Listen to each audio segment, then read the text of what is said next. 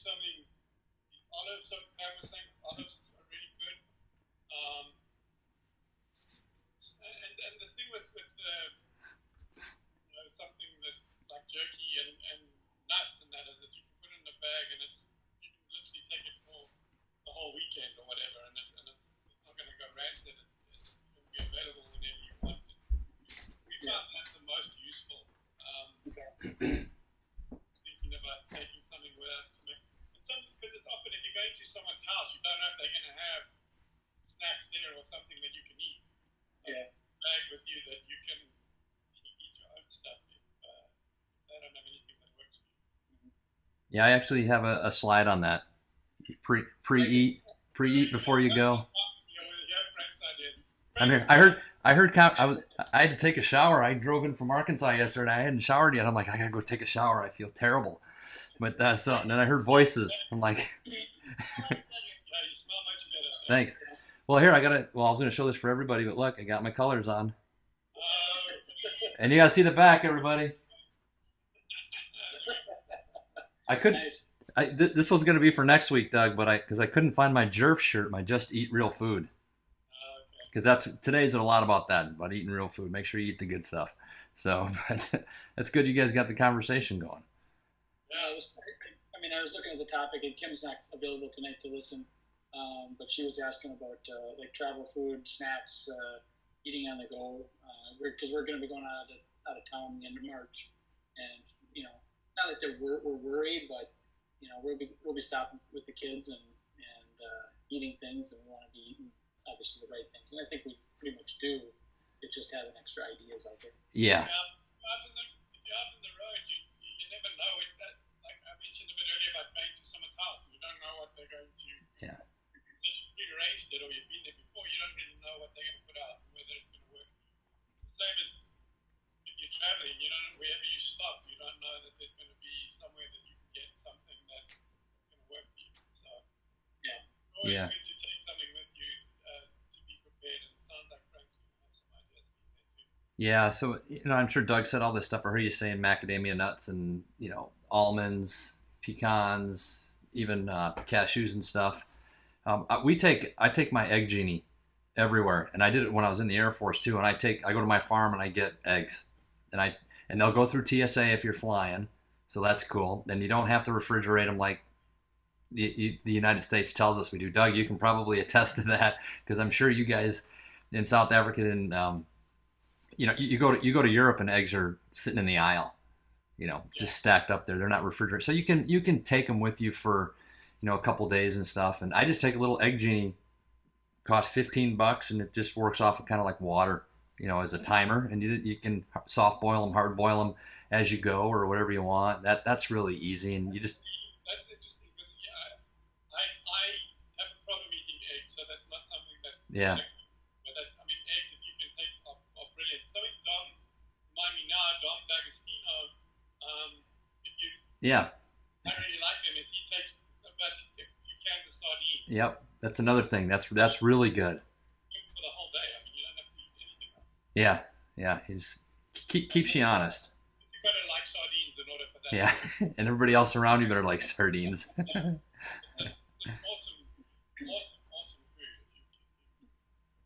Well, as you say, you and people around you can tolerate. Don't do it on the plane. Yeah, no. Well, you could, but Well, yeah. Depends on how much you care. All right. Yeah. So how's everything in San Diego? Is it nice and warm, or? Yeah, it is actually. It's been for us. It's been cold. It's like dipped below 60. Oh. Yeah, that's chilly. Yeah. We just got killed with about 4 or 5 inches of snow. Not killed, but I had no idea it was coming. And I was down in northern Arkansas last night driving home, and I didn't have any clue until I was about halfway home. I looked at the radar and I was like, Gene, did you think to tell me that we were getting a major 30-mile-an-hour winds and 5 inches of snow? No such storm here, believe me. You get 5 inches out there? No, 3. It always sounds better if you saw more. I think they were saying like 5 or 6 we were supposed to get. We got about 3. Yeah. Yeah. So it actually wasn't bad. It didn't snow on me that much, and the roads were. It's on 94 interstates most of the way, so it wasn't that bad. And in my truck, so I'm not too worried about sliding off the road as long as I'm not doing 90 or something stupid. But so, well, we might have a couple new people. Chip was talking to a guy. We talked to a guy last week that might join in, and another friend of mine, she might join in.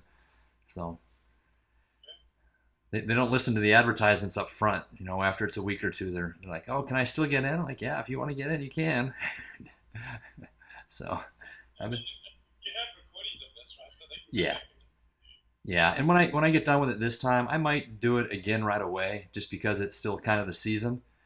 But I definitely want to get it professionally done, or at least I'll do it. Talk to the slides with a good script, polish it up, make it a nice recording, get all the pictures and stuff that I can use, to publish it and sell it. And then I might have a buddy of mine who's actually taking it here. He hasn't logged in with us, but he's a voice actor, so he might. I'll have to talk with him, and maybe we'll get him to do the talking, make Frank sound much better. You spoke to me about him before. Yeah, yeah. About that sometime. Maybe we can use him to do some stuff. Yeah, he likes doing it. I would have never known him, but then when he says it, it makes sense. It's like, yeah, I guess I could see you doing that. Because you sound like it. You got that cool sounding voice. Yeah, some people just have it. Right? Yeah, yeah. And we all hate ourselves, so I hate listening to myself. I listen to these recordings. I was gonna listen to my old class on the way home, on the way down there, and the way back. 20 hours of driving in 2 days. Like, well, just listen to your old video of class 3. So when you get back Tuesday, you can just review it, add the stuff you want to add, and I just couldn't do it because I don't want to listen to myself. I can't. Yeah, well. Trying to listen to any of those Kick Sugar Summit talks. I haven't. So we had the first guy in the ones that were released today. He came on and like his very first 2 sentences were like the most hideous thing ever. But how your body runs on glucose and you have to have glucose, and the reason that sugar is bad is that it leaves cakes and cookies and other things that have butter and fat in it, and that's the problem. And it's the fat that gives diabetes, and it's like we're supposed to be diabetes. And this was.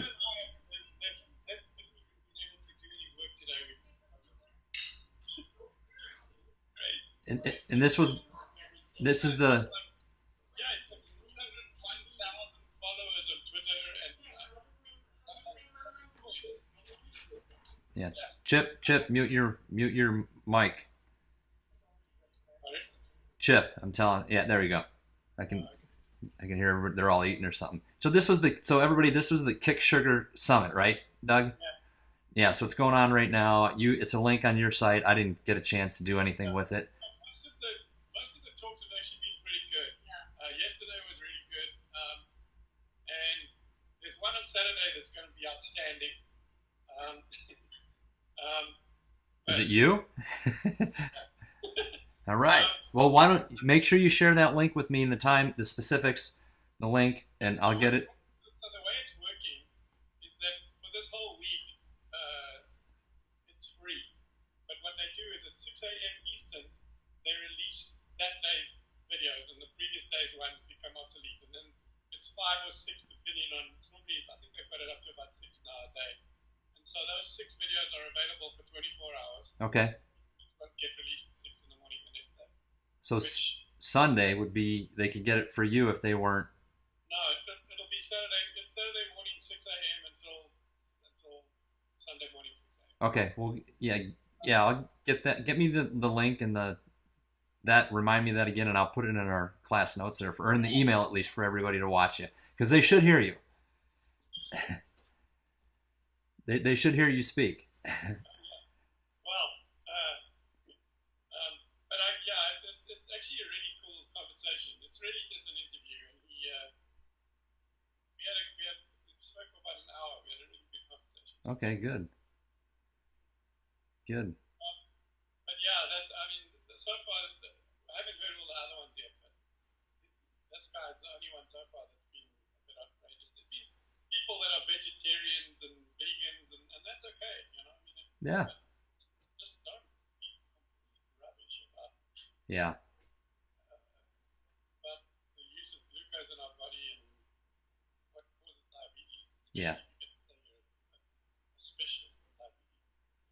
yeah, yeah. I agree, and that's the big thing, and that's part of the reason I put the course together was because people they do it and they still don't do it right. You see it when you go to the conferences that you go to low carb and you meet all these people and you hook with them on Facebook and Twitter, and they're in Five Guys or something. Maybe it's just the weekend, but I see it weeks after consistently that they're in Five Guys with their lettuce wrap burger and like eating keto, and I'm like, but it's crap food. If you do it every now and then, so be it. But and then I gotta chill out with that compared to where I'm at. But we go to BurgerFi when we're in West Palm Beach. So, but I see a lot of people that I meet at these things, and they do it all the time, and they think it's okay, and it's like it's not. It's not. Nobody really knows. Maybe you're doing yourself more harm by doing that. Don't know yet. So, but yeah, but I completely agree that whatever you're doing, it still has to be good quality source food, and it's a progression. You're going to progress as you go. So. Anyway, I don't want to usurp your thing. It's 5 o'clock. You should Yeah. All right. We'll get going here. If I can find it.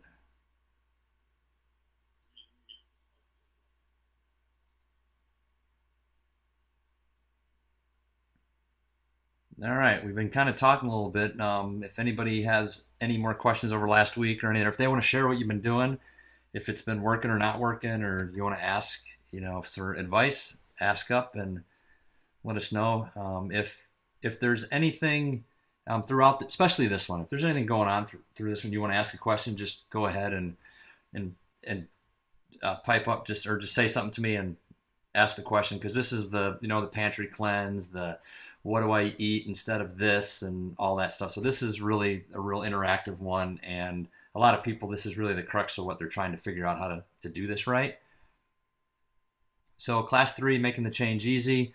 We'll talk about that. We'll talk about what you can. I'll give you some resources for your refrigerator and a pantry cleanse. We'll talk about real foods. That'll be kind of right off the bat here. Where to buy. It'll be a little bit Milwaukee centric, but Doug's got more than we do in San Diego. Nick and Chip, you guys are here, so these will be a lot of stuff for you guys. And I'll show you my pantry, what's in mine, and then some eating out, holidays, things like that you can do, which we touched a little bit on that too. On some questions here though.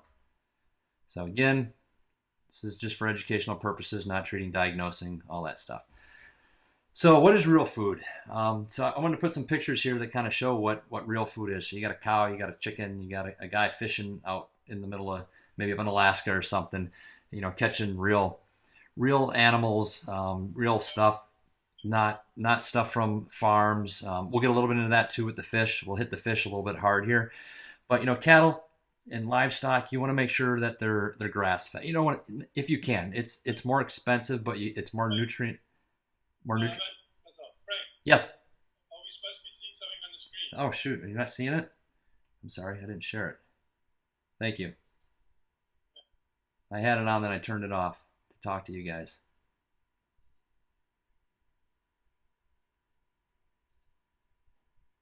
All right, does that look better?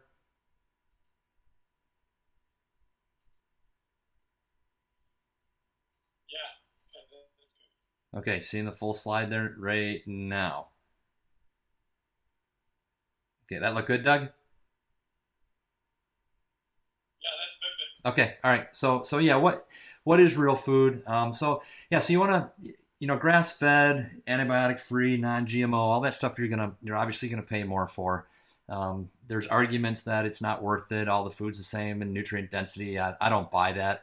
And luckily, I personally can afford to buy that type of food. And even when I couldn't, I still ate that way because it was important to me. I just gave up different things. So I think it's important to get grass-fed, antibiotic-free, pesticide-free, all that stuff, not farm-raised fish. So I think it's very important to do that, and it's worth it. And there is some studies and some science out there showing that these animals do have more nutrient value, but that's, there's nobody that's really going to go out there and test that just to test it. So it probably never will really happen, but it makes logical sense that it would be. And the big thing is especially with the grass fed, is that the livestock that eat grass, they make the right types of fat. They make the omega-3s from the grass in their body. So the fat that they have on there that we eat, that we consume from them, is the appropriate fats. When they eat corn, that's where they produce the wrong types of fats. Chickens, pigs, things like that, they eat grains, they eat grass, pigs eat everything. But chickens are going to be out eating grain, but they need to be out in the sunlight. That's the real big thing. The free range stuff is cool, everything, but they really have to be out in sunlight. They just can't technically be, have a door to the access to the outside. So point here is with a lot of this is that you need to go, again, if you can, and when you get to that point, go find these. You can find this stuff in the grocery stores, but then you can go to farms and stuff, and you can see what the farmers are doing. And it doesn't matter what certification they have. You just need to see what they're doing. One of my farmers I go to, and his son flies with me, and I went out there, and he started giving me, I'm not certified organic, and defending himself. And I'm like, hey, don't worry about it. I don't care how you're certified. I want to see what you're really doing. So that's the point here on this. So fish, you want to make sure that they're wild caught, and you want to make sure that they're labeled that way. And we'll get into that a little bit more. Fruits and veggies, you don't have to worry about because they don't need a label because they're appropriate foods. They're good for you. So on the beef stuff, or at least the cattle, so the things that are out grazing, the bison and the beef and things, the cows. So here's an association that's pretty good. I'm not saying that you have to join these guys or whatever. I don't know a ton about them. I do know they're out there, but it's the American Grass-Fed Association. And the goal of this association is to promote the grass-fed industry throughout the government, along with government, or throughout the nation, with government relations, research, marketing, and public education. So pretty good thing that they're doing. It's a resource. You can go poke around it. You can look at it. It'll educate you on what the certifications are.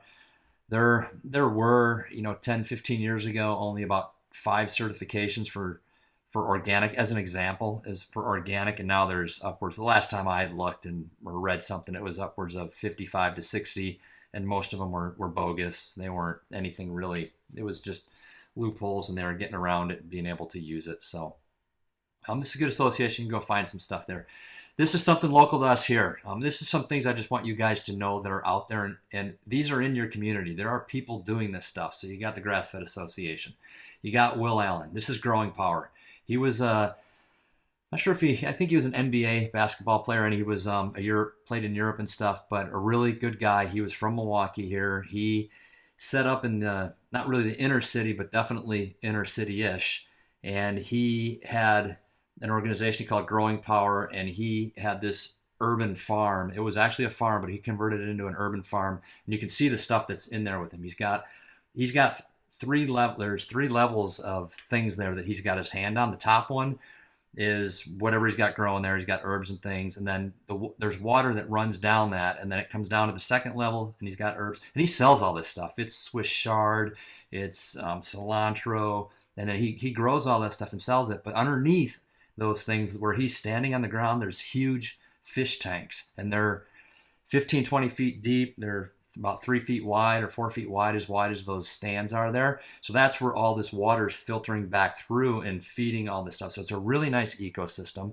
And he's got a whole bunch of others. He's got honeybees, he's got goats out there, but he was using this stuff and he was feeding the inner city, and it was to help people buy good food. So this is a form of, like an urban farming or fish farming that actually he wasn't using antibiotics, he wasn't using pesticides, he wasn't overcrowding them. He got all this stuff, he understood it, and he knew that you can't do that to produce good food, and he wanted to do it. But unfortunately, I have a link in the notes, but Growing Power, he retired. He was 68. He retired in November, and their website was, and I just learned this today, I didn't realize that he had retired in November. So the website was just a shell, and I was wondering, and I Googled what was up, and that was it. But somebody that was really doing really, really good stuff. He's got school programs. He's got these programs duplicated in Chicago.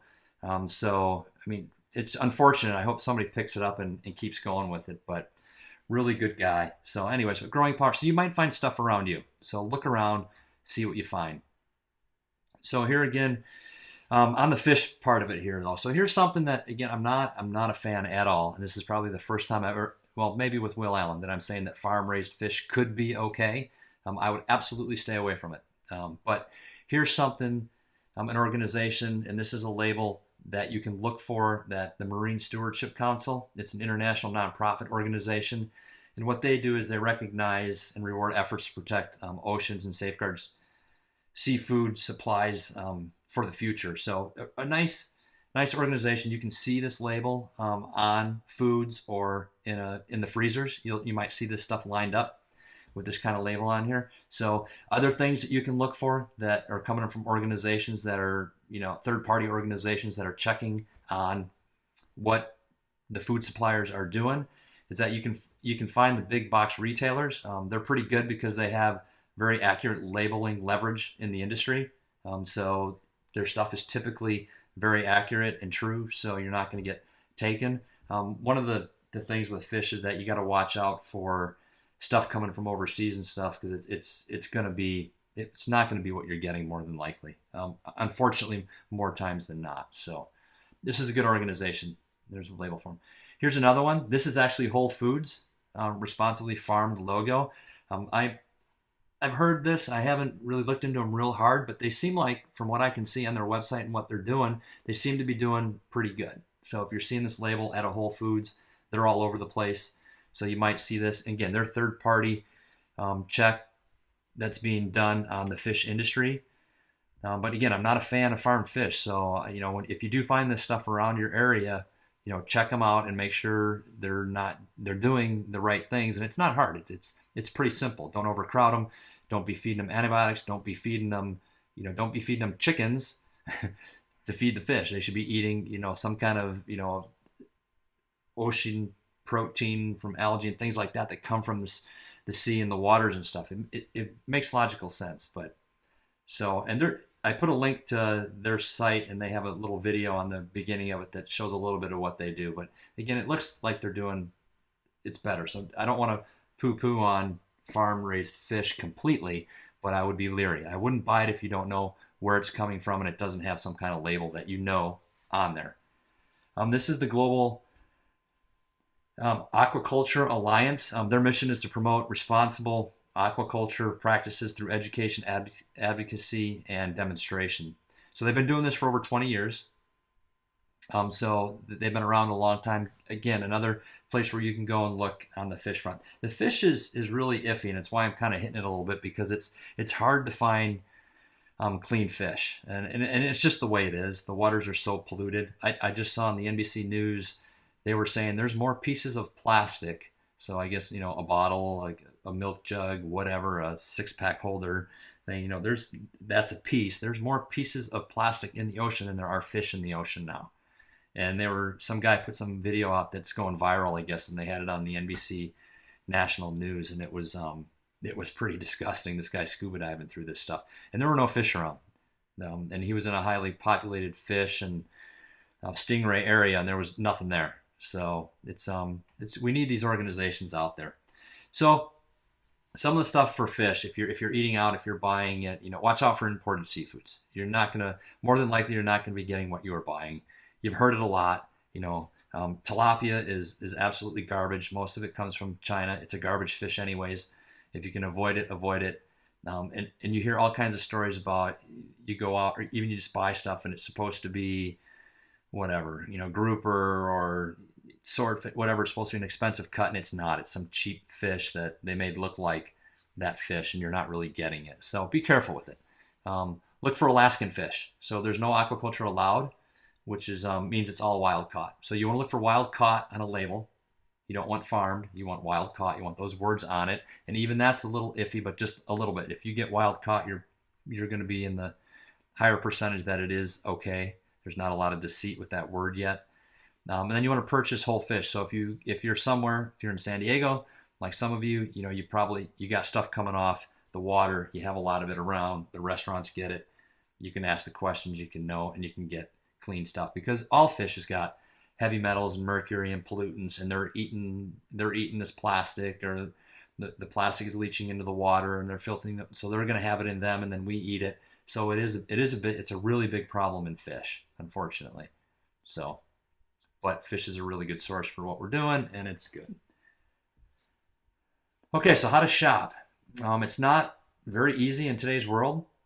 I have a couple dedicated talks on this. One of them is called "How to Eat in the 21st Century," and it's just for exactly that reason, because it's not that food really is kind of space age. It's different than it was even 50 or 60 years ago, let alone 100 years ago, let alone 2,000 years ago. And that's just a second in time for how long we've been on this planet. So it's not easy to do, and it's change, and change is hard to do for humans. It's just it's a hard thing that we go through mentally.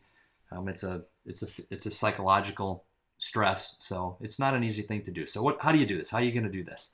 So farmers markets, probably the first thing that comes to your mind. They're all over the place. There's tons of websites you can Google around. There's farmfreshatlas.org. It's in the notes, so don't worry, but farmfreshatlas.org. You can go there. None of these are like huge, big sites that have tons of info.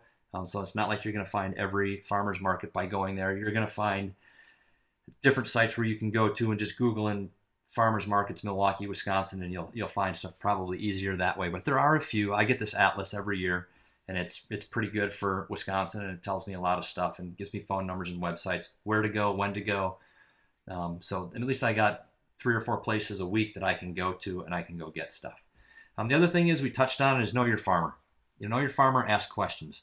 We'll get into another site here in a couple slides that will really nice for you to find farmers in your area that are doing the right things. It's policed by people like you and I. So if you see people not doing things and they're on this site, you can report them to the site, and then they'll get taken off of it. It's not a government site or anything like that, but it is policed. So it is policed by people like us. Everywhere I've went, it's been pretty good. I used to use it a lot when flying with the Air Force, and especially when I retired and I flew this corporate gig for about 6 months. I could, wherever I was going to go and be flying out of there for a week or two, I could go and find out farmers markets, grocery stores, and things like that before I got there, and set myself up for much better success when I got there. Realize what you want to get when you go to these places. And here's something too to just think about, and why to go to farmers markets and to get things that are organic. Again, they don't have to be certified organic, but you need to talk to the farmer and ask them a few questions, and just more than likely they're going to be telling you the truth. I've never had one. I don't think I haven't caught one anyways, but I haven't anybody. I've had people that just tell me, no, we're not organic. We use this, we use that a little bit because we have to.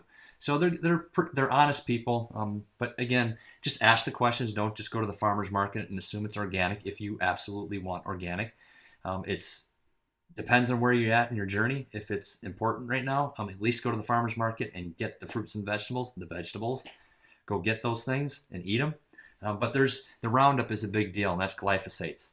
And there's a guy, Zach Bush, that Doug has had at his conferences, and incredibly smart man, and he's done some really, really cool things and tied it all together, showing what glyphosate's doing. And but it just makes sense. It's bad, and it's a lot worse than you think. So it's virtually in everything, even your organic. So you really do want to get organic as much as you can, because that glyphosate's really messing up your gut. And unless you've been living under a rock, you've probably been hearing about the microbiome and your gut bacteria and how all these diseases are related to it. And it's true, but it's just finally coming out. So glyphosate's one of those things that really, it really wipes your microbiome out. So you want to avoid that as much as you can. So, and then non-GMO. Non-GMO, again, is probably a little bit smaller of a problem, but we just don't know. We don't know what GMO is going to do. I look at it as it's the A and B choice, and I know A isn't going to hurt me, so why would I do B? So GMO, non-GMO, I know non-GMO foods aren't going to hurt me, so why would I do GMO foods? So I'm just going to stay away from it and not do it. So I think that's just an easy choice, and there's nothing to it. So for GMOs, there's the big 4. So there's soy, corn, canola, and cottonseed. So soy, corn, canola, and cottonseed.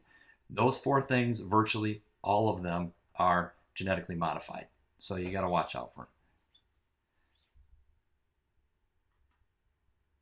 Okay, so here's the website I was going to, and it's in the notes too, but eatwild.com. And this is the landing page. And you're going to go, when you come here, you're going to go up here to, shop for local on it. If you can see me here on the top left, just under the word eat, you can see shop for local grass-fed meat, eggs, and dairy.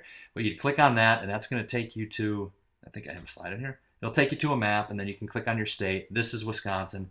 You can see Milwaukee over here on the mid right. So it'll take you there, and you'll see these pins. And these are just screenshots, so it's not really the website, so I can't make it do anything. So if I scroll over a pin, this bar over to the left will pop up, and it'll tell you about the farm. And this one says Old Glory Farm, and it'll tell you what they do. They family run, specializing in poultry. We pasture raise, Thanksgiving turkeys, free range chicken, eggs, and so on. And they give you the website, phone number, maybe some, more information, hours, and things like that. But you can see where they're at, so you can see where you live. You can see what's around you.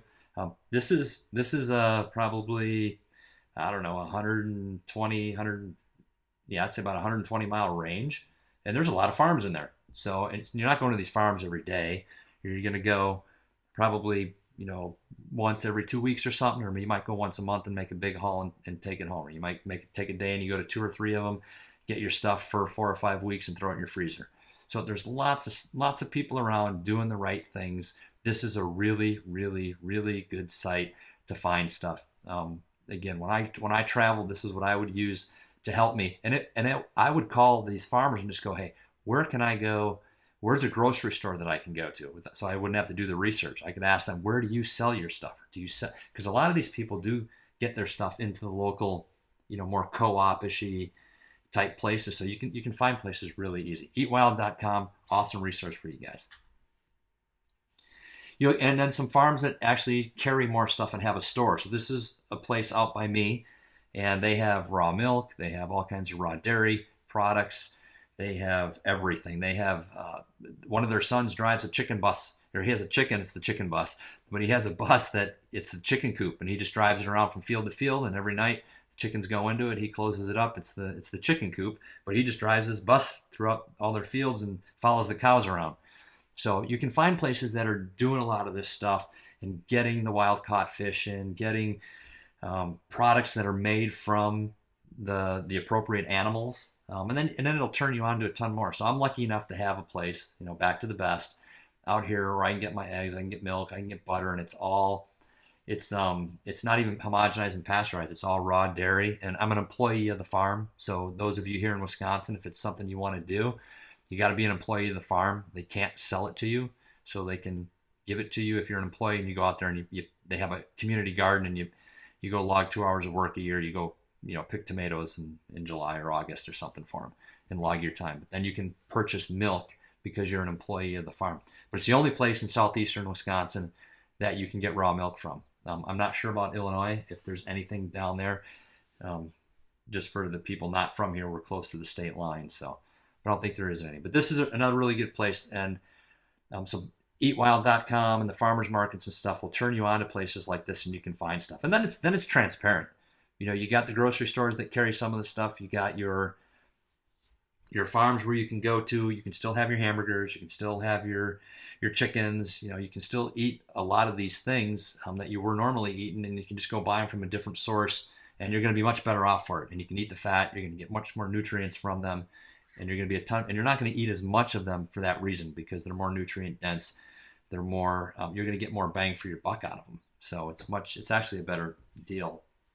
So some of the stores around here, Outpost, that's a co-op.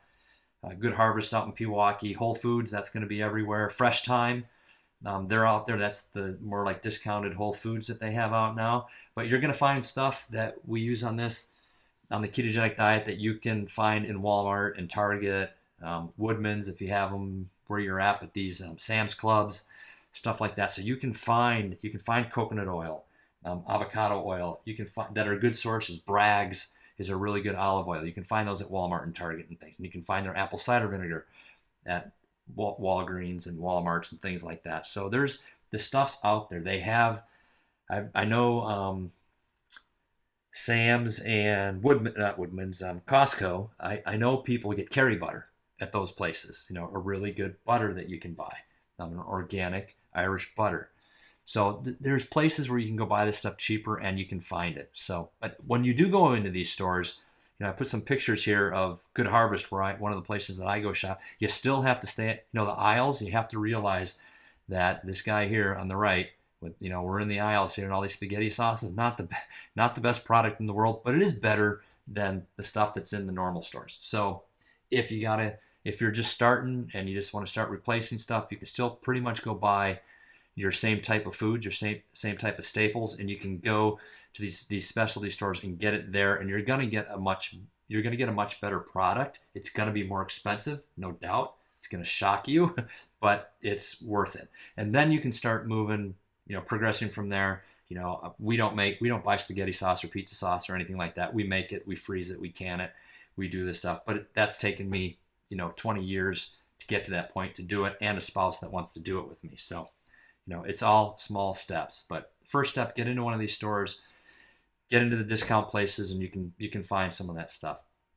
Have a list. So I don't care what list you have, get a list, but you have my list. It's in the notes. It's linked. I think I sent you guys this anyways on the first one. But if not, it's in the class notes for today. It's already there, so you can download it again. But this is keto specific. These are things that I use. These are things that Doug uses. These are things that Jimmy Moore uses. These are things that Maria Emmerich uses. This is just a list that I compiled from all my research, all my teachings. It's not the best list out there. It's not completely encompassing. It's just a list.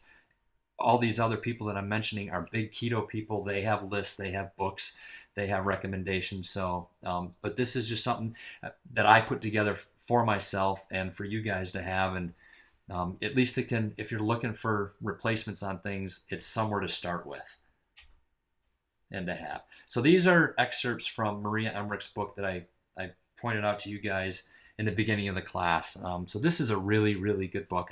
There's a ton of them out there. I like this one a lot with what she was doing. So since we're doing the Pantry cleanse, she actually has some recommendations for that, and we'll get to that on the last slide of hers here from her book. But she's a really good resource. I'm not sure if I have her website on the notes. I'll make sure I got a link for Maria Emmerich. But I like the book here, and it goes through what things that are good for you to eat, that are appropriate, so to say, on a ketogenic diet. So you can go through it. There's 4 or 5 pages on all this stuff, and you can see the nuts and seeds. We've hit on a lot of these, the almonds, the Brazil nuts, the hazelnuts, macadamia nuts, pecans, the veggies. Any leafy green vegetables are great. You got arugula, asparagus, broccoli, cabbage, so and she put some gram carbohydrate listings here on some of them to kind of show you the difference between them and what you want to be careful with. So this is a piece of it too. You want to make sure that you're getting your nutrients, but you also got to be watching your carbs. But that's why you really want to get your carbohydrate tolerance dialed in, because a lot of people I know, and Doug can probably attest to this, they will not touch an onion or a carrot ever because it's higher in carbohydrates. And that it's a good food. It's got tons of nutrients in it. It's good for you. Can you eat the onions every day? Maybe not. Maybe you can. But that's why you want to get your carbohydrates dialed in, because you don't have to be super stingy all the time just because. If you can stay in ketosis and get the benefits from it at 75 grams of carbohydrates, it's a nice fallback. You don't have to be as stingy. You can add in a few more different foods more often. So it's important, and get those nutrients, because it can get really, really easy to get malnourished, because you could literally go 20 hours at a crack and not eat, which means you might eat once a day. So it's a big, big concern. So you want to make sure that you're getting enough food in you to get all your nutrients from your foods. So fruits, sweeteners, and liquids. So good fruits. Remember, an avocado is a fruit. I eat at least 2 a day, typically 2 a day. Sometimes I have 3. Coconut, awesome for you. Cucumbers, eggplant, lemons, limes, olives. So get green olives, get Clamato olives. You can get olives at Walmart. I get these Clamato olives at Walmart for like I think they're they're no more than $3, and it's a really big jar. They're pitted, they're good. They're not Olives are pretty good. They don't do a lot of stuff to them to ruin them, so you're pretty safe, and they're really good fat for you. So sweeteners, let's see here. So liquids. Let's go up here top. So liquids here. Some stuff here that maybe you haven't heard of is bone broth. So that's something that you can really be taking now if you're actually applying this and starting to walk down the road for the keto. Bone broths are really good, and you can buy them if you want. You can get the soup broths and things like that. They're going to have tons of salt in them for you. A better way, an easier way, once you get there, is if you're buying chickens that are appropriate. So if you're getting a free-range chicken that doesn't have antibiotics and all that garbage in it, because they're going to store this stuff in their fat. That's why you don't, with the animals that have all that crud in it, you don't want to eat the fat. But with the appropriate animals, you do want to eat the fat. So if you have chicken bones from the right animals, and all the joints and the ligaments and things, you can put them in your slow cooker, in your crock pot, just bury them in, just cover them with water and put, a little bit of apple cider vinegar, or just put a quarter cup of wine, just put a couple glugs of wine in there. You need the acid, it'll pull the minerals out of the bones. Put it on a really low simmer for 8, 10, 12 hours, and then just strain it all off and freeze it. Drink it as tea. You can we do it all the time, and we freeze the stuff so we have stock of it, and we use it for chilies and soups, and then we also you can just drink it. So just use sea salt, use a good sea salt, which we'll get into here. Use a good sea salt, and you can have the chicken broth with it, and you can take it with you in a thermos. You can drink it just as a cup throughout the day, and you'll get tons of minerals in that way, and that'll really help a lot of this stuff. That'll really help your salt, because you'll be putting salt in it. There'll be salt there. You'll have all the other minerals that are important also. So it's a really good way to get that salt in you, because remember, you need 2 to 3 grams extra when you really start getting into ketosis, and that can help put at bay a lot of these things that you might experience. You might experience, headaches and cramping and things like that, and just feeling kind of crummy. So this can really help a lot, and it's an easy way. And it helps you too from if you get hungry, you can have this as opposed to until you get through things. If you have some carb addiction type things you got to get through, that can help you. Natural sweeteners. Let's see here. There's erythritol, really good. You'll see a lot of that in this book and her recipes, and a lot of recipes. Monk fruit, which is lohan gao, I guess. I haven't ever used that, but it's an appropriate sweetener to be using. And why these are appropriate is because they don't produce an insulin response, or they produce a very low insulin response. If you do have a bit of an addiction to the sweets and the carbs, you do want to be careful with the sweeteners, because you don't want to kick yourself into relapse. So, but these are things that are appropriate that really won't mess with ketosis. But again, use them where you need them. Again, if you have a little bit of an addictive personality, and the sweet thing drives you nuts, even though it's a good sweet, it might not be the thing for you to do, because it'll just drive you batty. So, another one is really good is stevia. You can get plain stevia.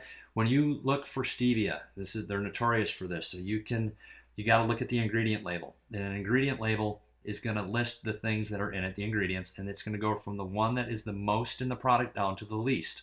So if you grab a stevia product and you just think it's stevia, you're going to flip some of those around, and you're going to see that it's going to say dextrose, stevia, which means that there's only 2 things, and the first one has more than the second one. So it's 50 point something percent of the first one, or more. It might be 99% dextrose and 1% stevia. You don't know. So the point is that you want to get pure stevia leaf or extract. You want to make sure that's what it is.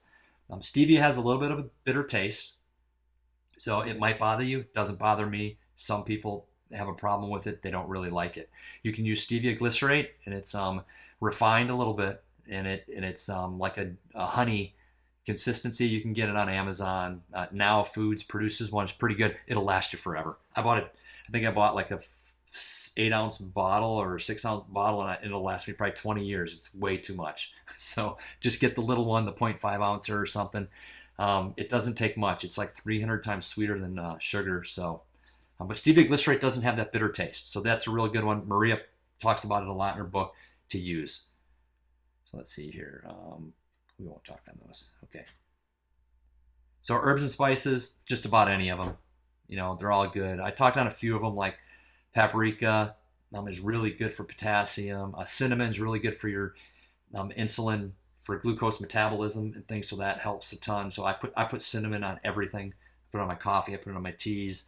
You know, not everything, but I put it in my coffee and my teas and stuff. You know, first thing in the morning, it's a good way to go. So just about any of them are really good. Turmeric, it helps absorption. Black pepper oil. So when you grind pepper, you can put it in your smoothies. If you're into smoothies because you're training for athletic stuff, you can put turmeric and black ground pepper in there because it'll help the absorbability of just about everything in there. And you won't even taste it. You know, it's pretty easy to hide. So I put that in my stuff when I'm hitting it hard and I have a protein shake. Okay, so the fun stuff. So you get to see my refrigerator. So, okay, so you're gonna have to shop every few days. That's just the way it is. But that's good. That means that's just how it is when you're buying real food. You know, Europeans and things, they walk past their markets on their way home from work and they grab dinner on the way home. They grab the fish or the beef or whatever they're gonna cook when they go home, and they go home and they cook it. So we aren't structured that way in the United States. You got to pull into a store and do that, so it's a little bit harder, but you can. But you're gonna still shop every couple days. So what does Frank have in his refrigerator? So here are my eggs up here. So I got my free range eggs from my farms. I got kombucha stuff that I haven't done anything with. I got heavy whipping cream here, which we use them for recipes and things, but you can get heavy whipping cream on heavy whipping cream. They're going to say pasteurized on them, and now they've come out with a new in the last year or two, and it's called ultra pasteurization. It's worse. It makes the product worse. Don't buy it. It's getting really hard to even find some of these creams now that aren't ultra pasteurized. So when you see the creams, it doesn't matter to you. So just at least get the one that's only pasteurized. The ultra pasteurization is worse. It does more damage, and but heavy cream is really good. You can use it for your coffees, things like that. Z Naturals, and this is in the notes too, but it's znaturalfoods.com, and you can get cashews, almonds, algae, spirulina, whey protein isolate. I got cacao wafers. I think that's what is back here. So I got pure cacao wafers. I think these 2 bags are. I think these are almonds, or that's whatever. But I got tons of stuff. I got some more stuff over here in the door. I got spirulina. So znaturalfoods.com, really good company. They do the right things. Poke around the site, you'll see it is, and they actually have really good prices. So almonds and cashews here in Wisconsin used to be about $10 a pound. They're $10 a pound at Z Naturals, but they're upwards of 15. I think they're over $15 a pound around here now. So it's just crazy, and they're in clear containers. Oxygen's hitting them, sunlight's hitting them. You don't know where they came from and how they did stuff. I don't know what Z Naturals did either, but I do know from some of my colleagues and things that are making food out of these things, they referred me here. These are non-BPA sealed, light sealed, air sealed containers, pouches that you get them in. That's a good sign. So what else? What else we got here? So right here is mayonnaise. That's one of Maria's homemade mayonnaise. So just get a mason jar, you mix it up. It lasts about a week. It's to die for. It tastes so good, and it's absolutely good for you because it's not Miracle Whip. It's just made from eggs and stuff. I don't know what's in there. But then I got my salads. I always have a ton of salad. I'm a typical guy. Food is sustenance, so it doesn't matter to me. I have a giant salad every night, so I literally get that pile of greens. Oh, then back here on the top, so back here in this flat little pie dish are fat bombs. So I have a fat bomb in there. Fat bombs, and you can Google it. You'll find all kinds of them. It's going to be it's a treat, but it's going to be coconut oil, primarily coconut oil and probably butter, organic butter. But you're going to melt these things. You can put pure cacao. So you put these, you put chocolate in them. You can put some stevia to sweeten it. And then you can just pour it in a dish like this and throw it in the refrigerator, and it hardens up, and then you just snap a piece off and you can eat it. It's a nice treat, and it's good fat for you. It's the appropriate fats for your body, and it's helping you do the keto correctly. You can get the ice tray containers, like for you see them hanging in the aisles on the hooks and stuff, but you can get them. They're not as big as an ice cube, but they're silicone, and they're like baking things for, I guess, probably candies and things like that. But you can get those, and you can put them in there, and then you can I put coconut flakes in some. I'll make chocolate ones, and I'll put coconut flakes, and I'll put an almond in each one of them. So I have this thing about the size of a, I don't know, like a Rolo or something like that, an inch by an inch. That's got it's coconut oil. It's got cacao. pure or 80% pure cacao in it and stevia. It tastes awesome. So those are things, those are treats that you can make that are really easy. And then avocados. So this is avocados. You don't have to worry about them being organic. Eat them like crazy. They're great for you. They got tons of potassium in them. They got tons of really good fats for you.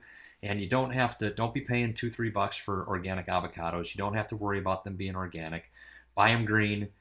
Buy a ton of them. I have probably upwards of 20 of them in my refrigerator right now that I got at Aldi. I think they were 50 cents a piece.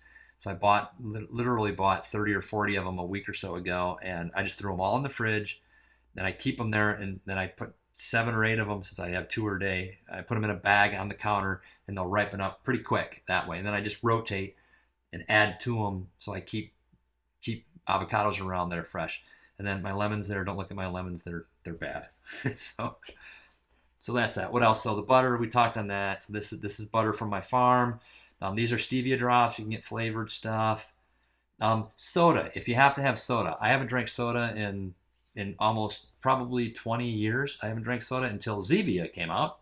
So Zevia, like stevia, so Zevia, but they have all kinds of stuff. It's sweetened with stevia. This is like Dr. Zevia, so it tastes like Dr. Pepper. You have lemon lime, you have ginger ale, you have Mountain Zevia, which is like Mountain Dew. Those have caffeine in it. You have your cola, your diet cola.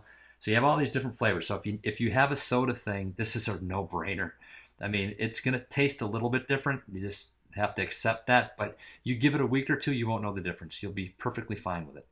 Wine, biggie, booze. So I guess the hierarchy is going to go red wine, white wine, and I'd say white wine and probably a mixed drink with like seltzer water. Because it's alcohol, those things are all going to mess with you because of the alcohol, period. But I'd say red wine, white wine, alcoholic drink, and beer. Beer is going to be the worst. It's going to completely blow you out of ketosis if you drink beer. But if you do it here and there and you cycle in and out, then that's your reasoning. But wine, you can go, and it's linked. I have a link to Dry Farm Wines. They shop around the world for wines that are sulfide free and they're carb free, so they're sugar free. And all they do is they just get these wines that are fermented completely. They ferment all the sugar out of them. And Doug has had them at his events. I know them well. Doug knows them really well. Every wine I've ever had from them is outstanding. You can get on a monthly buy with them if you like wines and things. So really good company that's doing the right things. And they look for other things like the sulfide free, and I can't remember what other stuff they look for, but they look for other things also that the wine has to conform to before they pick it up and supply it to people like us that want the wines that are carb free, sulfide free, and all that. So that's an option. So you can get your wines from them that actually are carb free. And just got to remember that alcohol will mess with ketosis, but this is definitely the better route. And they're lower in alcohol naturally that way too, by being fermented all the way out. So then here's up here in the top right, some more oils. So you got fish oils from Barleans, and I have links to these. Barleans, hemp oil is a good oil. And then that's probably about it. These are just whatever crud that's laying there. There's some mustard there I think I've probably thrown out. These pictures are a little bit old. I didn't touch that for years. But here's some more stuff from Z Naturals. So you can see my maca powder, chaga mushrooms, spirulina. So Z Natural, really good company. I wouldn't even bat an eye at anything you want to buy from them because they do the right things. Okay, and so again, part of my fridge and my pantry is my dehydrator. So I soak all my nuts and seeds. Not that you need to do this, but if you want to do stuff, a dehydrator is nice. So you can get, you can dry foods, you can make jerky out of things if you want to. But I had a dehydrator back right after I graduated college, and I just never bought another one. And I got one about 2 years ago, and I absolutely love it. I can dry my nuts and seeds in about 4 or 5 hours as opposed to putting them in my oven for 18 hours. And that's a different thing. I soak them and stuff because they taste better, and it does some things that I won't get into here nutritionally that I like to have removed from them before I consume them. So now the dry pantry stuff, so all my teas and stuff here on the top. Now with the teas and the coffee and stuff, you can do something that Dave Asprey, Bulletproof, you guys may have heard of that he made famous when he was over, he was over in India, and he had these coffee drinks that was made from yak butter and stuff. And he came back here. He's a biohacker kind of guy, and he made a really big brand called Bulletproof out of putting butter in coffee and blending it and things, and it is good. So it's something you can do. I like my coffees food up. I'm not really good with caffeine. I get heart palpitations and things. So I do the same thing with teas and things. So you can do it with the tea, you can do it with the coffee, but you can add butter, you can add coconut oil, and you want to blend it because when you blend it, you'll emulsify it so it'll stay in solution. So you can put some things in it if you want. You can use like I'll use a vanilla protein, whey protein. I'll use that kind of like as a creamer because I don't like black coffee. So I liked it gunked up. I like my double frappuccino from Starbucks and things. That's how I drink coffee if I drank coffee. So I like it gunked up, and that's what I have to do. So, but protein again, you got to watch a little bit. That's definitely a moderate thing. So I have it in here because I'm working out hard a lot of times, and if I'm training for something, I'm definitely taking more protein in. So chia seeds, keto OS, we'll get into that in a different lecture, but here's some greens you can get. This can really help with some nutrients. This is Amazing Grass. It's a nice company out in Kansas. It's dried fruits and things. It's got a really high ORAC value. It's a really, really good product. What other stuff here? So ascorbic acid, my vitamins. Here's some more stevia over here. Luana. So here, coconut oil on the bottom right here. So Luana, this brand, you can get this liquid coconut oil at Walmart for probably $6 to $7 for that 16 ounce. If you go buy the same thing from other companies out there, you're going to be paying probably triple. You're going to be paying into the $20 for that 16 ounce bottle of it. And what it is coconut oil has 5 or 6 fats in it, and they're called medium chain triglycerides, and it's just the length of the carbon, so they're medium chain. And that's what MCT. So when you guys see these words, you know what they are. MCTs is medium chain triglycerides. It's just basically coconut oil, and it's the fats that are in it, and it's the number of carbon chains that are in it. So they refine it, and they take some of the bigger ones out. And because they take the bigger ones out, now it's liquid at room temperature. So, and this one here, and I've called the company, I've talked to them, and they do everything cold press, low temperature. They're not using organic, but again, this is one of those things like avocados, coconuts, you don't have to worry about them being organic because it's not an issue yet. If they start spraying them real heavily and things like that, like spinach, then you want to worry about it. But coconuts, we don't have to worry about it. So anyway, so they take some of those, of the 5 or 6 fats that are in it, they take some of them out, and then they leave the other ones back in here, and it's a liquid coconut oil. And this one here, the thing with coconut oil is that if you get one of those in there, it's called caprylic acid, or C8. It has 8 carbons. That's why it's called C8. So you might see C8, you might see caprylic acid. But caprylic acid is the one that really, really fires your brain. It converts to a ketone really fast, and it fires your brain. That's what the whole bulletproof, all this stuff is, the premise is. And his product is about, at least Dave Asprey's at Bulletproof, is about 99%. He touts it at 99% caprylic acid. This product right here for a third of the price is 86% caprylic acid. So pretty darn good. I wouldn't scoff at it at all. I use it instead of spending all that money on his product. Not that his obviously is a little bit better, but this is a way to get into it easy. You can cook with it. I cook with solid coconut oil, so I get the other fats also. So there are some of the other ones in here also, and they're very helpful for you. They all are. But the C8, the caprylic acid, is really, really good for your brain. It gets you really firing hard, really sharpens your thinking up and things. So creatine, all this stuff down here, don't worry about that. That's just stuff, if you're training and working out, this is maybe some stuff you might want to take. It's just what was in my cabinet. Fiber, you might want to take some fiber. So that's pretty much, a freebie. You might, especially if you're getting constipated at first, fiber can help you. So, but if you're testing, you can see how much you can get away with. This shouldn't mess with you, but I take fiber on an ongoing basis because I do well with it. I don't do well when I'm off of it. So this is, again, a lot of the stuff we've already hit on. So the coconut oils across the top. You'll find stuff, Nutiva. It's a good company. Erythritol. This is from Now Foods. Erythritol is kind of hard to find, so you got to get it when you can. Almond flours, Bob's Red Mill, you can buy them. Again, just look around where you get them from. Stevia, this bucket here will last me forever. And I have the gel stuff too. Then I just, at Bragg's apple cider vinegar. So Bragg's, Braggs, apple cider vinegar and olive oil. So right here, Bragg, their olive oil and apple cider vinegar. Awesome company, good stuff. I would not buy any other olive oil unless you talk to the company and you know exactly what they're doing, because olive oil is notorious. It's like fish. Fish are notorious for being not what they're supposed to be. Olive oils are notorious for not being olive oil. Avocado oil, this Chosen Foods is a good company. I've talked to them. So those are two good ones. And you can get these both at Walmart and discount places. Bragg's about 22 bucks a bottle.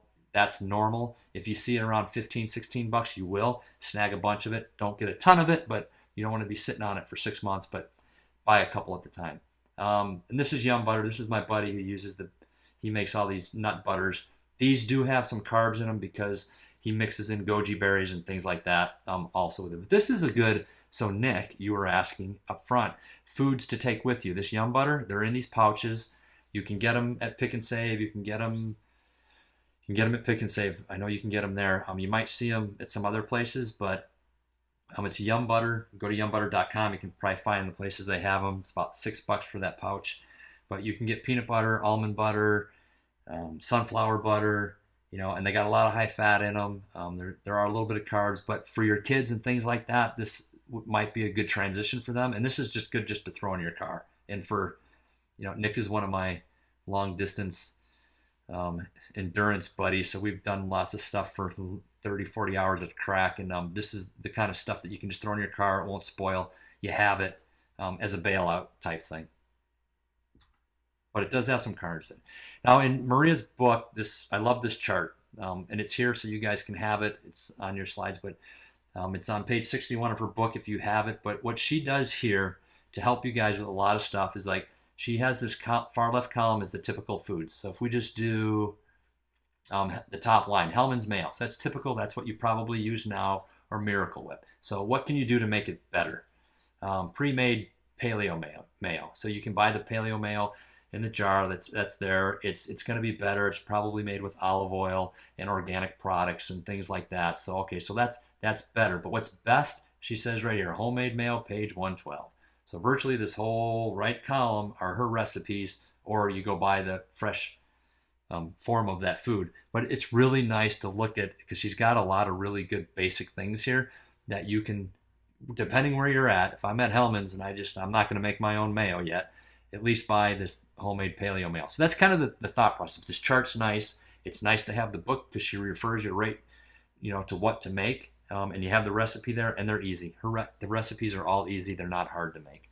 So I like this. If you don't have the book, I would get this. But I want you to get in this line of thinking too. Where am I at? What's a step in the right direction?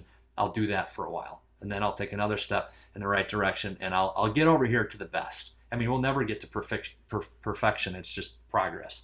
We want to keep progressing in the right direction. So eating out, it's a tough one. So things that you can do, we were talking about this before the class too, is that you can pre-eat. You can pre-eat before you go. Eat your food before you go, and then just go have a salad or something light, or don't eat, whatever you want to do. So you can do that if you want to keep yourself honest. It's a great way to save money by eating at home. So don't eat out when you don't have to eat out. But if you are going out to eat out, you can set yourself up for a ton of willpower if you're not hungry. Same with parties and things. You'll get used to it. It's not a big deal to do. And then, the weekends you can cook and get things ready for the week. Buy containers to put stuff in and have it all ready for the week as you go, and you can just grab and go for the kids also. Take it with you. Gina and I always have a bottle of some sort. You'll start saving this kind of stuff. So this salt bottle is about 1 inch tall or 2 inches tall. So Real Salt's a pretty good company.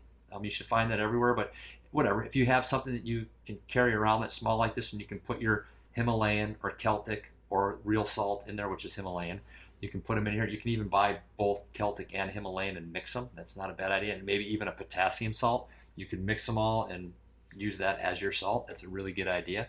But you can carry this stuff with you. You can carry it in your purse, you can throw it in your bag, you can have it in your car, you can have a couple of them. So when you go out to dinner, you're not using the table salt. You don't want to do that. That's the bad stuff. It's got sugars and anti-caking agents and all kinds of crud in them that's not good for you. So make sure you're getting a good product. Same thing with these little bottles. You can have, you can take your own vinegar with your olive oil and vinegar. So when you'll start seeing this stuff, and you'll start figuring out, I'm going to keep that bottle because I'm going to use that for this, and you'll start keeping them, and then you can travel with them. You can just take them with you when you go out to dinner. It's a little bit weird at first, but no restaurant or anything is going to scoff at you if you just pull out your olive oil and you use it. I wouldn't trust them as to what they're giving you unless you know the chef or the owner or something. So, but anyways, you can start carrying a lot of this stuff with you when you go. These are two things that we always carry with us. So when we go out and we have a salad, we can put our own olive oil and vinegar on there and our own salt. Then that's huge. Ask for butter. At most places, most restaurants have real butter. So that's a no-brainer. You can put a lot of that on your vegetables, and you can even take a bite with every bite. You can have a little bit of butter with every bite of meat. I remember growing up, and a lot of people would put butter on their steaks and things. So that's something that you can do with this if you're needing to get more fat into your diet. If you're not getting into, if your numbers aren't hitting in your testing and you're looking at your macros and you're just not getting enough fat in, that could be the reason why. This is a way to get more in. But if you're going to use butter, use real butter. If you buy it, buy organic, real butter. So the holidays. So this here again, when you go, pre-eat. So you can pre-eat on this. I do a holiday talk every Thanksgiving and Christmas. I do probably 4 or 5 of them at grocery stores and for corporations, things like that. And it's so what am I going to do during the holidays? It's actually also not a bad time if you're going to cycle. It's not a bad time to cycle out because then you can get away with stuff. I have to eat a couple of my sister's Mexican wedding cookies, which are pure flour and powdered sugar, or she's going to kill me. So I eat them. So does it take me out of ketosis? You bet your butt it does. But it's not if I'm going to cycle in and out, I pick the times that I'm going to do it, and Christmas is usually a pretty good time to do it. Thanksgiving I can get through, and I can get through Christmas too, but you don't want to be, that guy 100% of the time, so you can conform. So pre-eat before you go. If you're asked to bring a dish to pass, bring a couple dishes. Bring 2 things that you can eat. So bring those things, and then other people will eat them too. They won't know the difference. You don't have to tell them. Don't tell them because they'll freak out on you. So, but you can bring some things that you can eat. So pre-eat, and then bring some things that you can eat.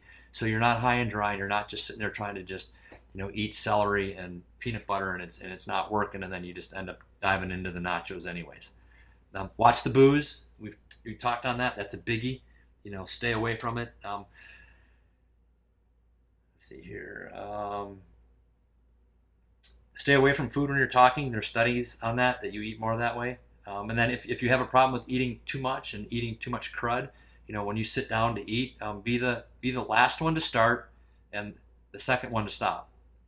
So wait for everybody else to start eating, and then as soon as somebody else stops eating, you stop eating. So if you need a technique for just to stop eating too much or whatever, or too much of the bad things. So that's that. If you guys, here's the little quote again, show up, do the work, all that stuff. Don't worry about the bumps in the road. Questions? Is anybody still there?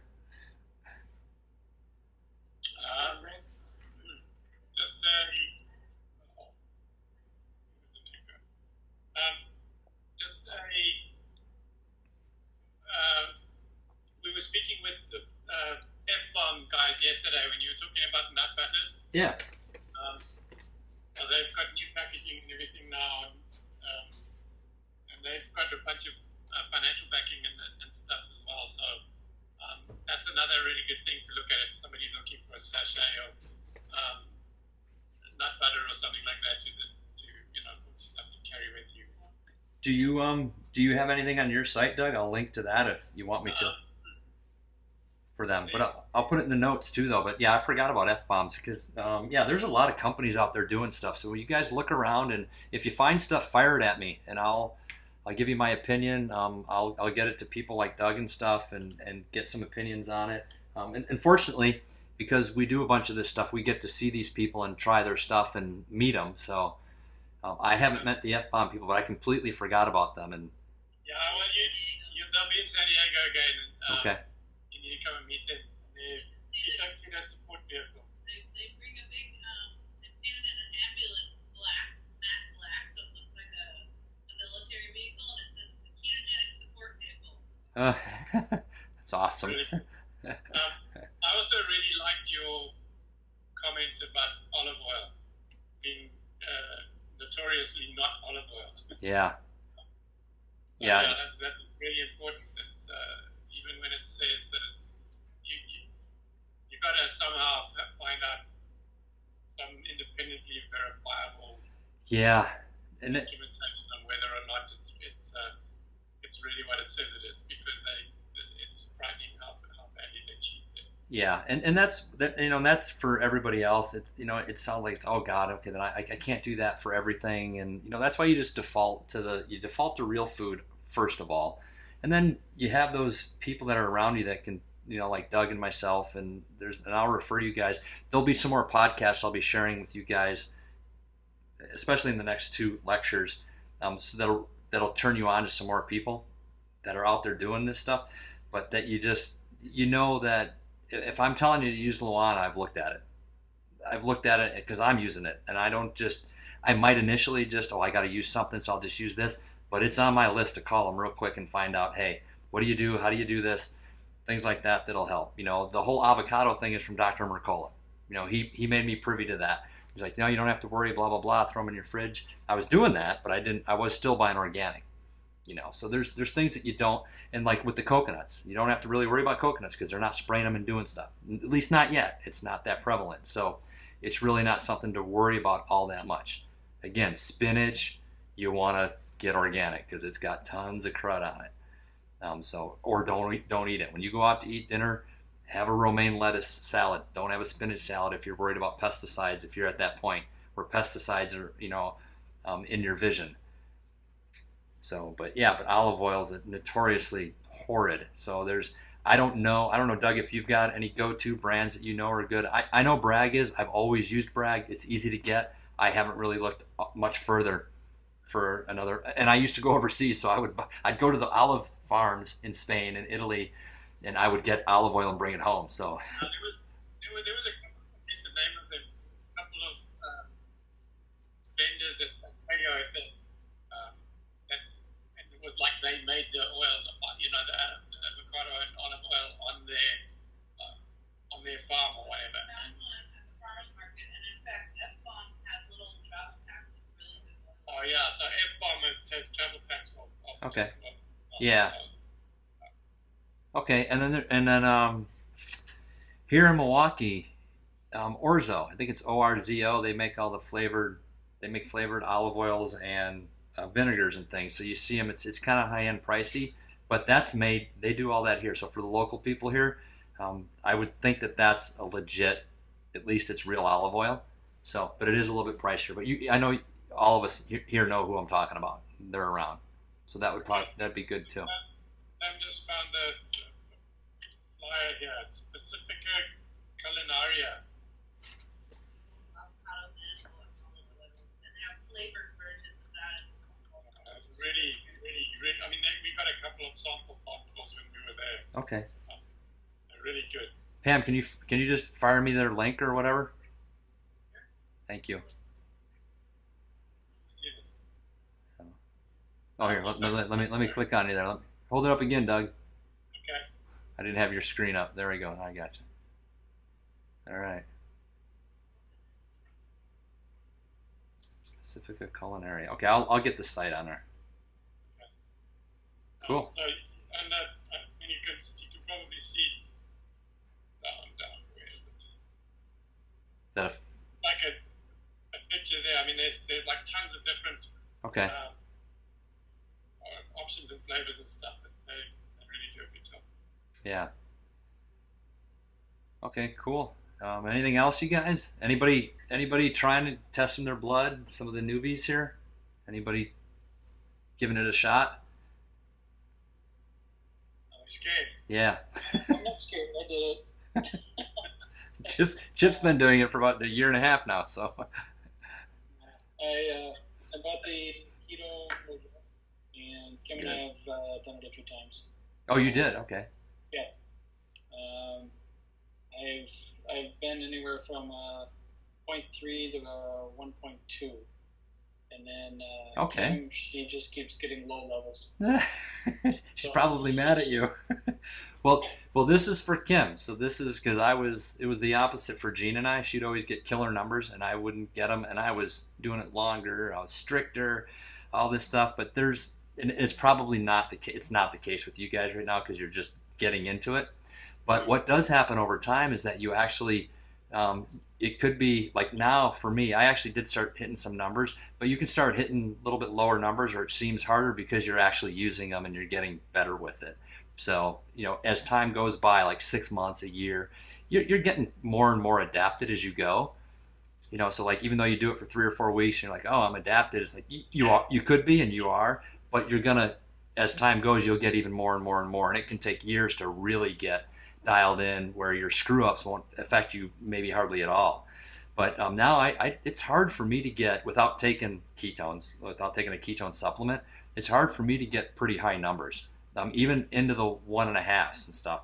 And I'm always kind of low, and I think it's because there's a lot of research being that we're finding out that it just means that you're actually using them, so which is a good thing. Do you have any, or do you spend any extended lengths of time actually training exercise wise? Do I? No, I'm talking to Craig. Oh. Yeah.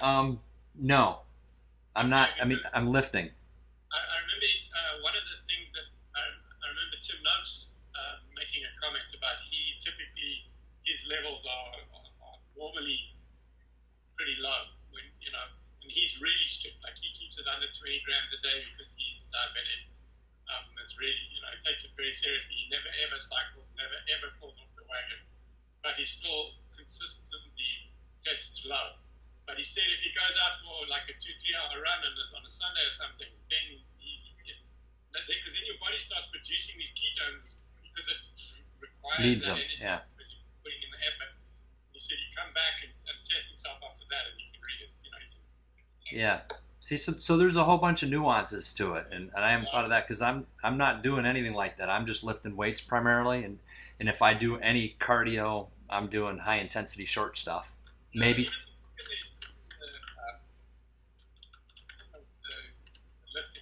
Yeah. Should. Just stop immediately afterwards and maybe half an hour afterwards to see what. Yeah. Yeah. So. Cool. How often do you guys test? I'll test. I'll test in the morning because I want to test my glucose. That was always more of an issue for me. I could always get into ketosis and get adapted, but my glucose I had some issues with, so I wanted to, and I think a lot of it was just the meter that I was using. So I like to test my glucose every morning.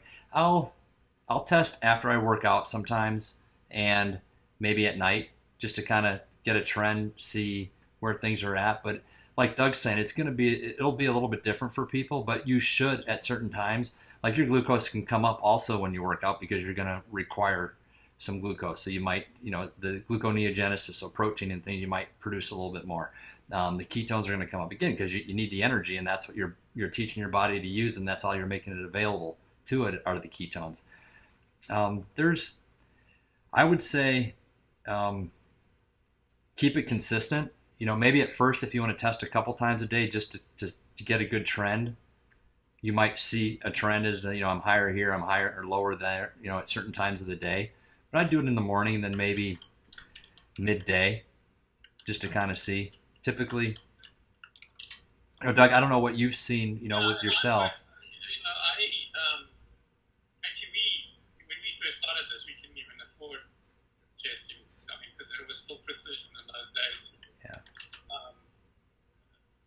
Full bunch of strip and stuff. So we just didn't bother. I just knew. After a while, I knew that I was in ketosis, and I could feel it. If I did something that I shouldn't have, and I could feel immediately that I wasn't anymore. But I didn't really know what my numbers were.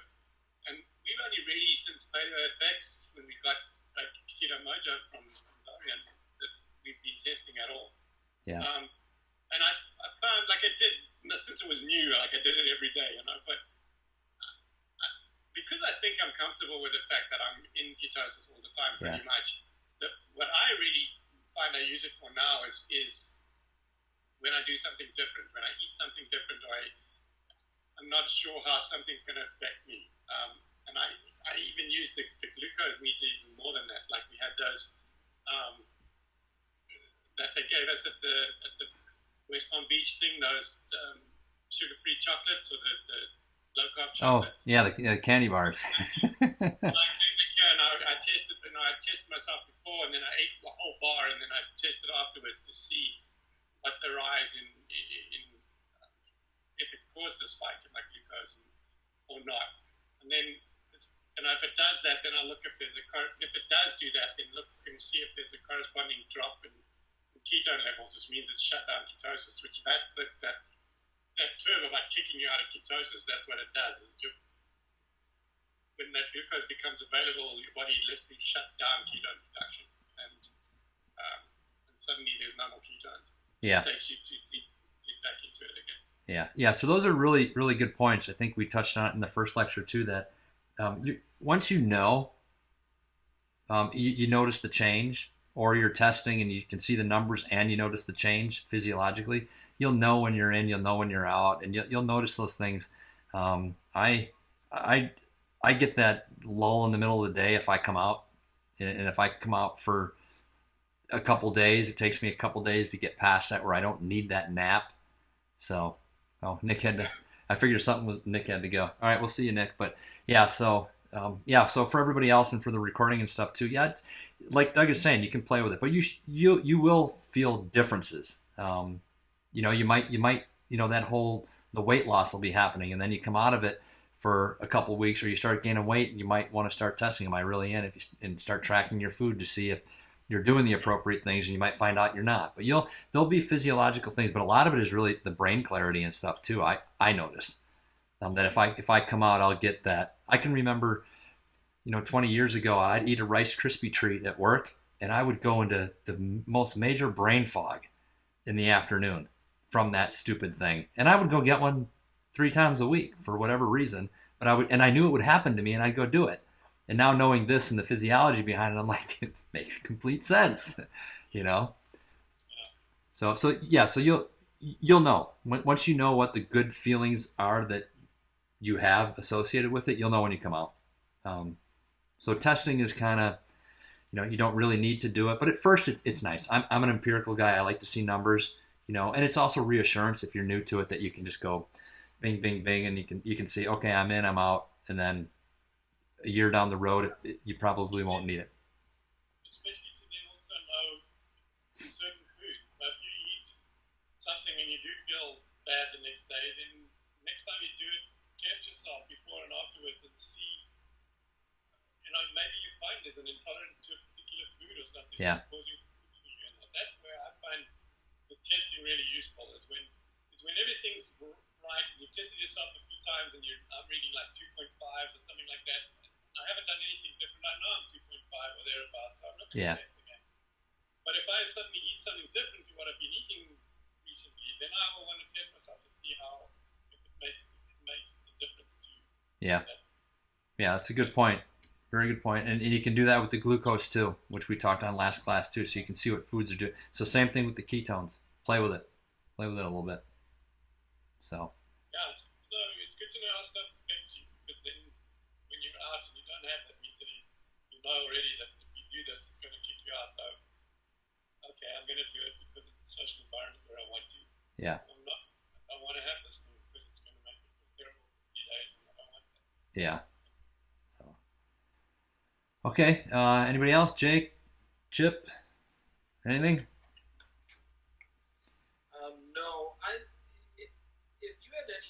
On kind of snacky foods, because that's the trouble I'm in now. My girlfriend 2 weeks ago broke her ankles, and I'm in a pretty caregiver situation living with her, and it's a lot of snacky foods that we end up eating just from a time constraint situation. Yeah. See, so like an avocado anytime is good. Nuts, seeds. So, get your macadamia nuts, and cashews are a little bit iffy. Chipsaroni. What's that, Doug? What was it? I love pork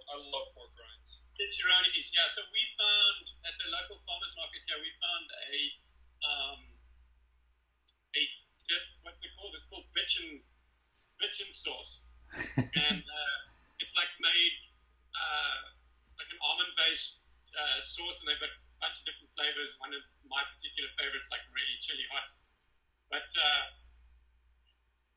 it's got a couple of carbs in it. But if you take an ounce of that stuff, which will be enough to cover a bunch of chicharrones, that's a really nice. There you go. That's a really nice one. So, I don't know what a chicharrone is. What is it? Is that a pork rind you said? It's pork rind. It's those pork rinds. Okay.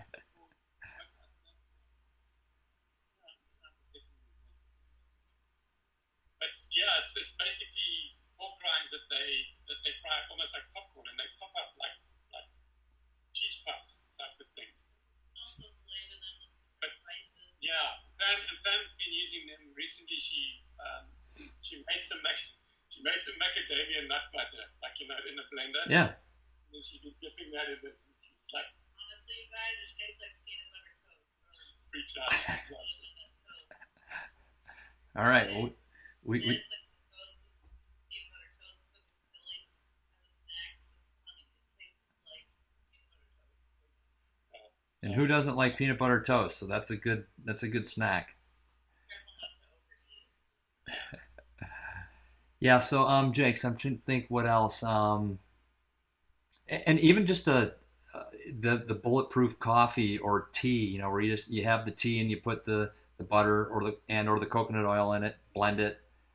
The coffees that I make and the teas that I make with mine, after I pump them into Chronometer, they're I think they're 350 to 400 calories by the time I'm done with it. So if I have 2 or 3 of them, I've had like 1,000 calories for my 3 teas in the morning, and then I have my eggs and avocados and olives and all my herbs, and I put olive oil on it and coconut oil on that and mix it all into a mess and eat it, and that's 1,100 calories. I've had 2,500 calories in the morning. But I'm trying to gain weight too, though, so I'm trying to gain muscle, not weight, but gain muscle, so I'm really cranking my calories. But the coffee itself, you can wallop a pretty good caloric load to it, and it's fat, it'll fill you up, and it's ketones, What's your thought on beef jerky?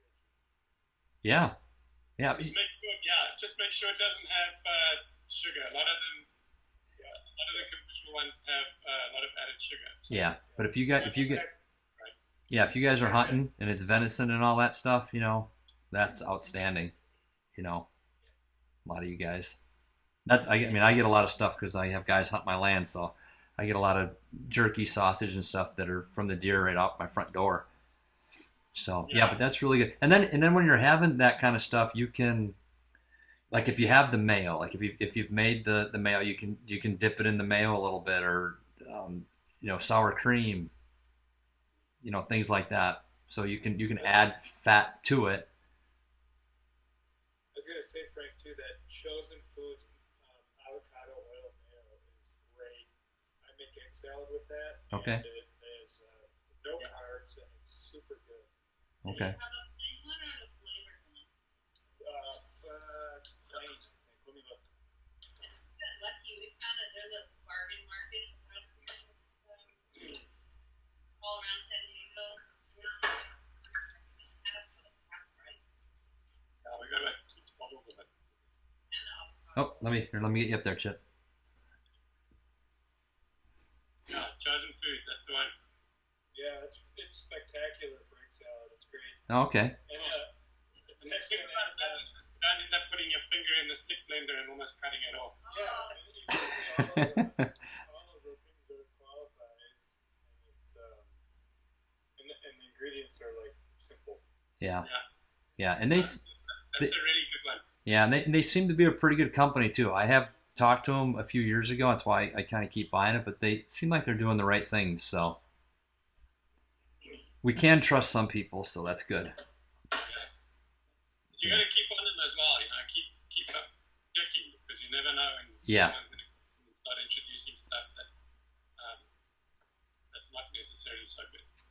Yeah, and again, I'm in a different world than a lot of you, in the fact that I'm way to the left or the right as far as I'm going to put quality food in my body at all costs. So, I try and keep up on that stuff for you guys and help you.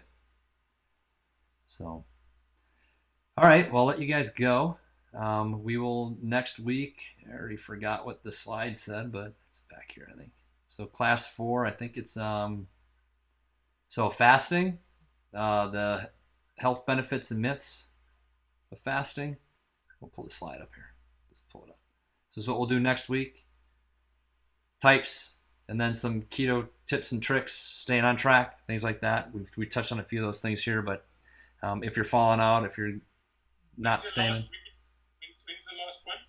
that'll be the week after that. So the March 20th. Okay, so we still Yeah, so two more classes, 2 more Tuesdays, and we'll be good. Australia on the 27th. So. Okay, so you'll be around. Good, cool. It's good. It's good having you guys here. It's good backup and more information than I'm putting out there too. So it's all good.